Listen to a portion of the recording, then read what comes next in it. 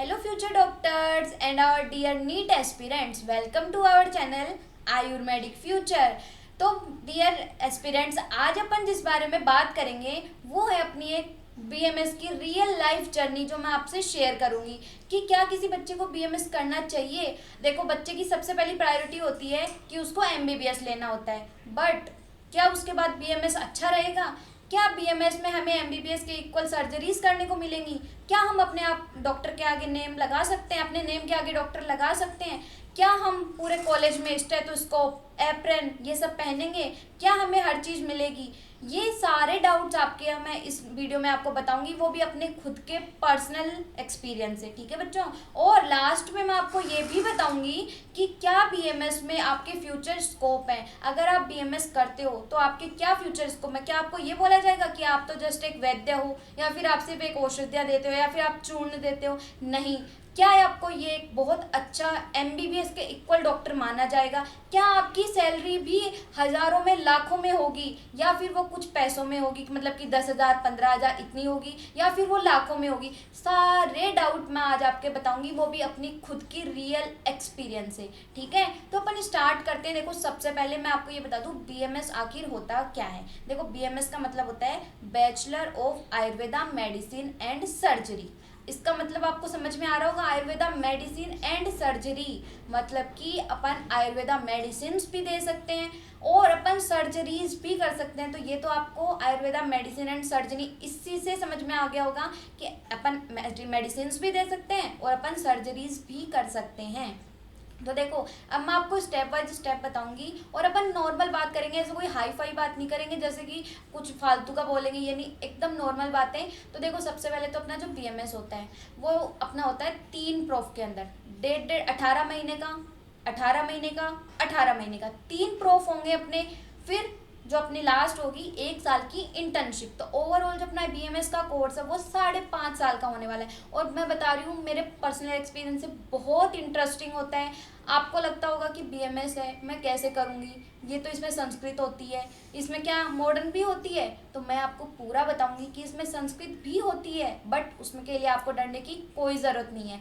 ठीक है, तो देखो, सबसे पहले आप बीएमएस में जैसे ही जाओगे, बीएमएस कॉलेज आपको मिलेगा। बीएमएस कॉलेज मिलते ही सबसे बड़ा बच्चों को डर रहता है कि मेरे सब्जेक्ट्स कौन कौन से होंगे, जब मैं कॉलेज में जाऊंगा तो मेरे सीनियर्स मेरे साथ क्या करेंगे, मेरी रैगिंग ली जाएगी कि नहीं ली जाएगी, मेरे से कैसे बिहेव किया जाएगा? तो आपको बिल्कुल डरने की ज़रूरत नहीं है। एक जो सीनियर जूनियर का इंटरेक्शन होता है वो हर कॉलेज में होता है, एमबीबीएस वालों में भी होता है, वो अपने बीएमएस में भी होता है। रैगिंग नहीं होती है। मैं खुद भी डर रही थी कि क्या पता मेरे साथ सीनियर्स कैसा बिहेव करेंगे, बट मैं बता रही हूँ, मेरे सीनियर्स बहुत अच्छे थे।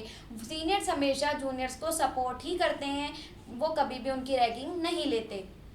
फिर अपन जैसे ही जाएंगे उसके बाद आपको फ्रेशर पार्टी भी मिलेगी। थोड़े दिन बाद जैसे ही आप जाओगे तो आपको खुद को इतना अच्छा लगने लग जाएगा कि आप उसके अंदर एकदम घुल मिल जाओगे कि हाँ, पहले पहले तो बच्चे को लगेगा कि ये मैं कहाँ आ गया हूँ। मैं खुद बता रही हूँ, मैं एक इंग्लिश मीडियम की थी और मुझे जब मैं बीएमएस के अंदर कॉलेज में मैंने एक तो क्लास ली तो मुझे सच में ये लगा कि मैं कहाँ आ गई, क्या मैं यहीं के लिए स्टैंड करती थी?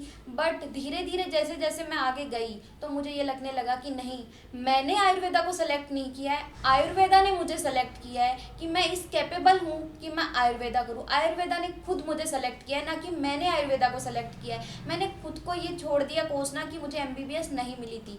ठीक है, फिर मैं जैसे जैसे आगे बढ़ी, मेरे को अपने कोर्सेज स्टार्ट हुए तो मुझे फर्स्ट ईयर, मैं पहले अपनी फर्स्ट ईयर की कहानी बताती हूँ। फर्स्ट ईयर में मुझे क्या क्या, देखो, फर्स्ट ईयर में नो डाउट मॉडर्न सब्जेक्ट्स भी होते हैं और आयुर्वेदा सब्जेक्ट्स भी होते हैं। तो देखो, ऐसा नहीं है कि एमबीबीएस वाले अपन से अच्छे पढ़ते हैं, बल्कि आयुर्वेदा वाले बच्चों को, मतलब कि अपन को उनसे ज़्यादा अच्छे से पढ़ना पड़ता है। पूछो कैसे?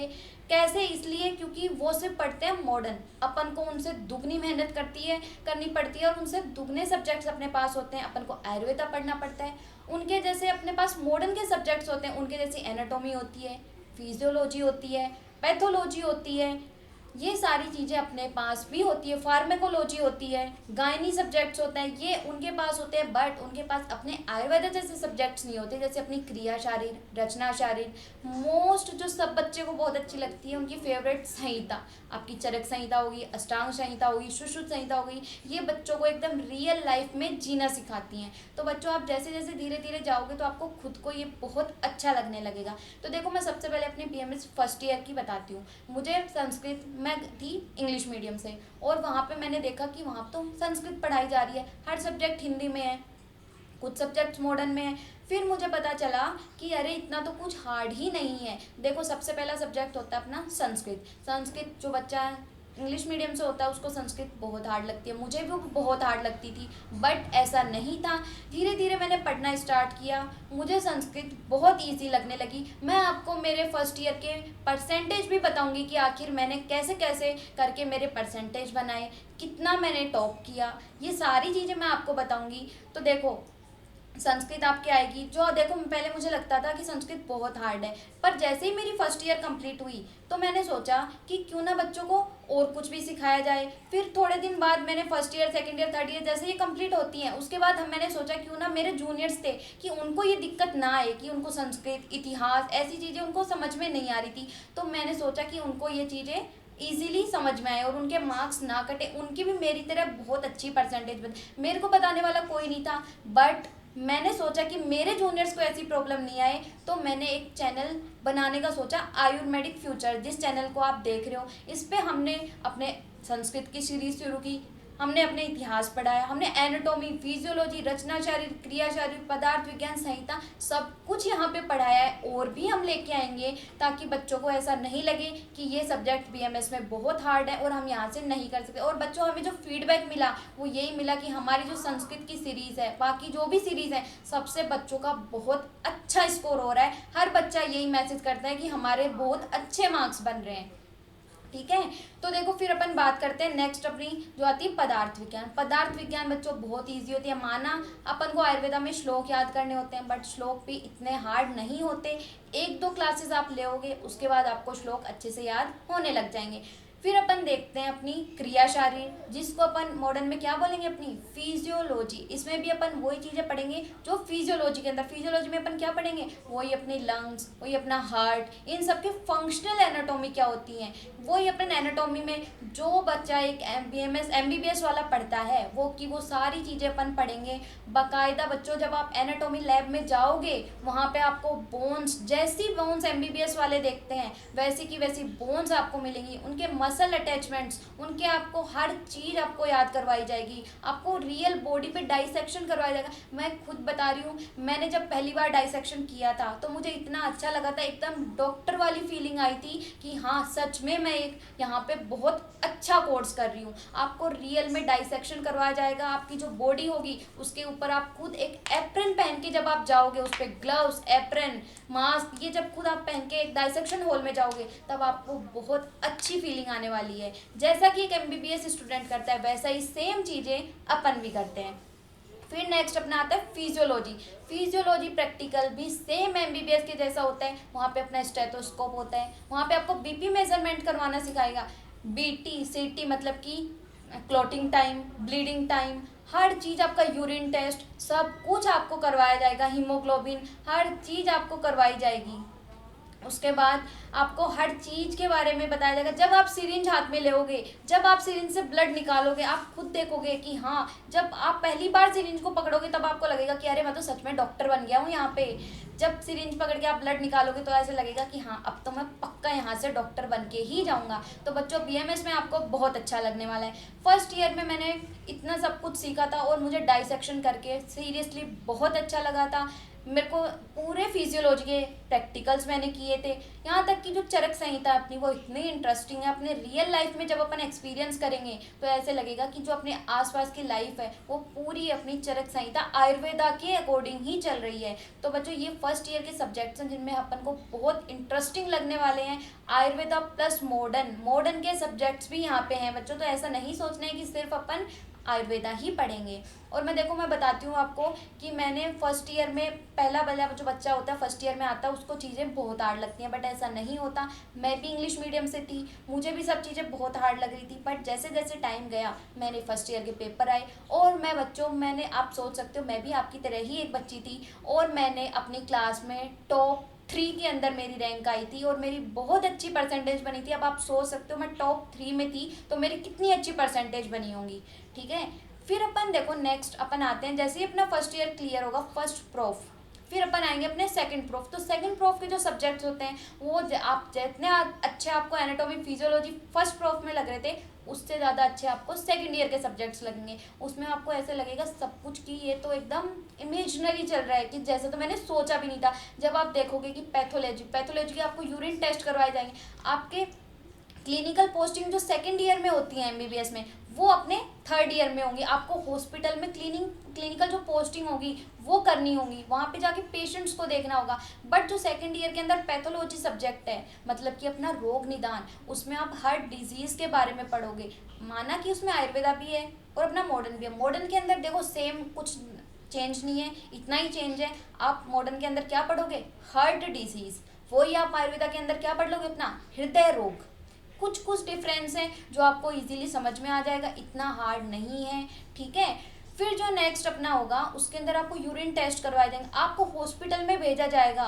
आप जाओ, एक पेशेंट होगा, बच्चों पेशेंट तो बहुत सारे होंगे बट आपको एक पर्टिकुलर पेशेंट जो आप चूज करोगे उसको आपको बताना पड़ेगा कि हाँ आप अपने सारे क्या आपको डिजीज़ है, क्या उसकी प्रॉब्लम्स है, पूरी हिस्ट्री टेकिंग आपको करनी होगी। और जब आप हिस्ट्री टेकिंग करोगे आपको खुद को बहुत इंटरेस्ट आने वाला है। पैथोलॉजी एक ऐसा सब्जेक्ट है जो आपको सेकेंड ईयर में बहुत अच्छा लगेगा। फिर अपने एक सब्जेक्ट आता है रस शास्त्र। रस शास्त्र इतना अच्छा सब्जेक्ट है, उसमें आप देखोगे कि जो आपके फेस वॉश होते हैं, आपकी सोप्स होती हैं, जो आप रोज़ वाटर मतलब कि गुलाब जल जो अपन काम में लेते हैं, ये कैसे कैसे बनता है आप खुद अपने हाथों से बनाओगे और खुद अपने ऊपर यूज़ करोगे, तब आपको लगेगा कि हाँ ये जो बाहर मिल रहा है ये तो हम भी बना सकते हैं। और आयुर्वेदा में इतना अच्छा स्कोप है बच्चों की, आप खुद की एक कंपनी बना सकते हो। जैसे हिमालय का फेस वॉश है उसकी आप अपनी खुद की एक कंपनी बनाओ, तो सोचो आप कितना कमा सकते हो। मैं आपको आगे और भी बहुत सारे फ्यूचर स्कोप बताऊंगी आयुर्वेदा की, बल्कि आपको सैलरी भी बताऊंगी कि आप कितना कमा सकते हो।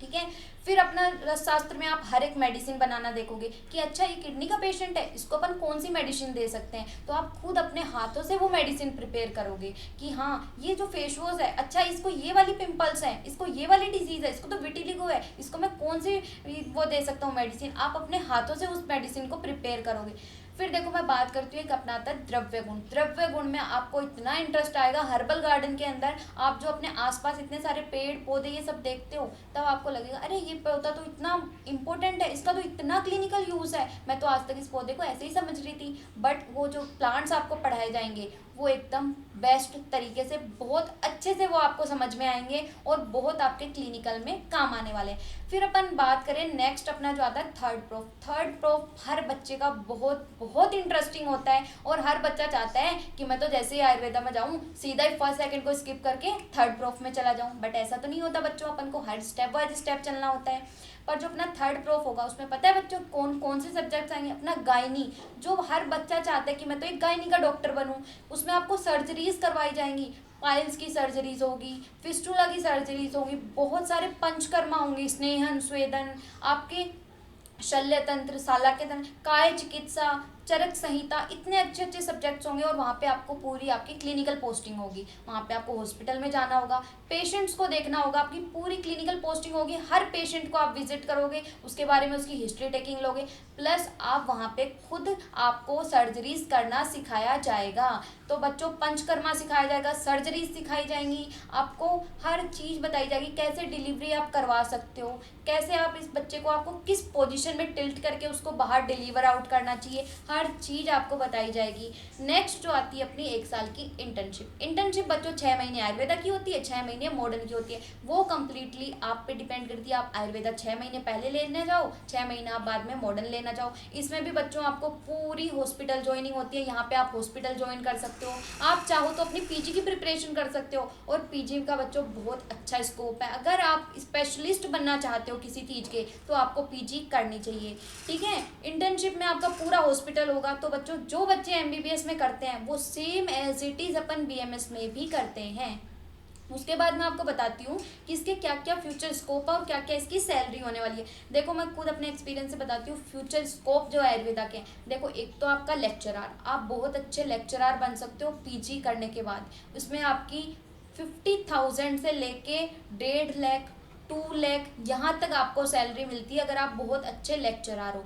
फिर आप बहुत अच्छे स्पेशलिस्ट बन सकते हो। जैसे कि अपन बोलते हैं ना कि एमबीबीएस वाले बोलते हैं कि मैं तो एक कार्डियोलॉजिस्ट स्पेशलिस्ट हूँ, मैं एक बहुत अच्छा रेडियोलॉजिस्ट हूँ, मैं इस चीज़ का बहुत अच्छा स्पेशलिस्ट हूँ। ऐसे अपने आयुर्वेदा में भी आप स्पेशलिस्ट बन सकते हो। अपनी जो गवर्नमेंट है, अपनी मतलब कि जो अपनी इंडिया गवर्नमेंट है, जो अपनी और भी बाहर की गवर्नमेंट जितनी भी गवर्नमेंट है वो सब किसको सपोर्ट कर रही है? सेकंड नंबर पे जो अपना कोर्स बन चुका है वो बन चुका अपना बीएमएस का कोर्स। अपनी गवर्नमेंट इसको हाईली सपोर्ट कर रही है, इसको सेकंड टॉप में ला के रख दिया है कि बीएमएस एक बहुत अच्छा कोर्स बन चुका है आयुर्वेदा का। ठीक है बच्चों, और इसमें आप एक फूड इंस्पेक्टर बन सकते हो, FSSAI जिसको अपन जानते हैं गवर्नमेंट जॉब है, और इसमें गवर्नमेंट की इतनी अच्छी जॉब है बच्चों। आप एक MO बन सकते हो, मेडिकल ऑफिसर, जिसकी स्टार्टिंग सैलरी ही लाखों से स्टार्ट होती है। 1 लाख से लेके यहाँ पे आप जितनी चाहे उतनी मैक्सिमम आपके वर्क एक्सपीरियंस पे ये बढ़ सकती है। आप एक खुद का हॉस्पिटल ऑर्गेनाइज कर सकते हो, खुद के हॉस्पिटल में आप लाखों छाप सकते हो बच्चों। आप कितने भी अनलिमिटेड फ्यूचर स्कोप यहाँ पे बन चुके हैं। और जो अपना आयुर्वेदा है उसको गवर्नमेंट ने इतना आगे बढ़ा दिया है कि इतनी गवर्नमेंट जॉब यहाँ पे बन चुकी है। तो देखो ये होगी अपनी फ्यूचर स्कोप्स की बात। और जो अपनी सैलरी है यहाँ पे, यहाँ तक कि एमबीबीएस डॉक्टर से दुगनी सैलरी यहाँ पे है। कैसे? देखो अपन बोलते ना ये सर्जरी में एमबीबीएस वाला करता है, तो वो सर्जरी आई कहाँ से? वो सर्जरी आखिर अपने जो आचार्य हैं, अपनी आयुर्वेदा है वहीं से तो उनकी सर्जरी। आप जब पढ़ोगे आयुर्वेदा तब आपको पता चलेगा जो फादर ऑफ सर्जरी है, जिसने सर्जरी बनाई है, ये जो एमबीबीएस डॉक्टर से ये सर्जरी करते हैं, ये सर्जरी की देन कौन है? ये सर्जरी आई कहाँ से है? ये सर्जरी बच्चों अपने जो आचार्य सुश्रुत थे आयुर्वेदा के, उन्होंने ही जो सर्जरी थी वो ही फादर ऑफ सर्जरी कहलाते हैं। और उन्हीं के जो छोटे छोटे टुकड़े हैं इन्हीं को एमबीबीएस वाले काम में ले रहे हैं। बट जो फादर ऑफ सर्जरी है वो अपन कौन कहलाते हैं? अपने आचार्य सुश्रुत, जो अपने आयुर्वेदा की देन है। तो बच्चों जो अपना एलोपैथी है वो किससे बना है? अपने आयुर्वेदा से ही बना है। तो मैं तो पर्सनली ये बोलती हूँ कि हर बच्चा जो नीट 25 दिया है उसको ये जरूर करना चाहिए। बीएमएस बहुत अच्छा कोर्स है बच्चों। जो सेकंड नंबर पे टॉप चल रहा है वो अपना बीएमएस है, और मैंने आपको खुद का अपना एक्सपीरियंस बताया। और बच्चों अगर आपको कुछ समझ में नहीं आए तो ये आपका अपना खुद का चैनल है, जो मैंने आप ही जैसे बच्चों के लिए हमारी टीम ने मिलकर खोला था कि किसी बच्चे को अगर डाउट हो, जैसे हमारे जूनियर्स हैं उनको समझ में नहीं आ रहा था कि हम संस्कृत में इन सब में कैसे पास हो, तो हमने इस पर पूरी डिटेल निकाली। फिर हमने सोचा कि हमारे जूनियर्स को कोई प्रॉब्लम ना हो, इसलिए हमने ये मतलब कि चैनल बनाया, और इस पर हमने हर सब्जेक्ट का आपको मतलब कि मटेरियल बता रखा है। आगे हम सेकंड प्रूफ का, थर्ड प्रूफ का सारा मटेरियल आपके लिए लाएंगे, तो आपको घबराने की ज़रूरत नहीं है बच्चों। तो आप चाहो तो बेझिझक, मैं तो पर्सनली यही बोलती हूँ कि आपको बीएमएस लेना चाहिए। बहुत अच्छे फ्यूचर स्कोप हैं और आप बहुत अच्छा यहाँ से अर्न कर सकते हो। ओके, मिलते हैं आपको अगले लेक्चर में, और आपको मैं आपके और भी पर्सनल लाइफ जो एक्सपीरियंस है वो मैं बताऊंगी कि मेरा कॉलेज कैसा था, मेरे अगले और भी जो प्रोफ थे उनमें परसेंटेज कैसी बनी, कौन सी बुक्स आपको फर्स्ट ईयर में लेनी चाहिए, कैसे कैसे आपको पूरा करना चाहिए, पूरा मैं आपको बताऊंगी। और भी कुछ आपके डाउट हो तो आप कमेंट सेक्शन में बता सकते हो, और हमारे जो नंबर हैं आपको डिस्क्रिप्शन में मिल जाएंगे, आप वहाँ से भी पूरे डाउट्स हमसे क्लियर कर सकते हो और पर्सनली भी आप बात कर सकते हो। Okay, thank you so much.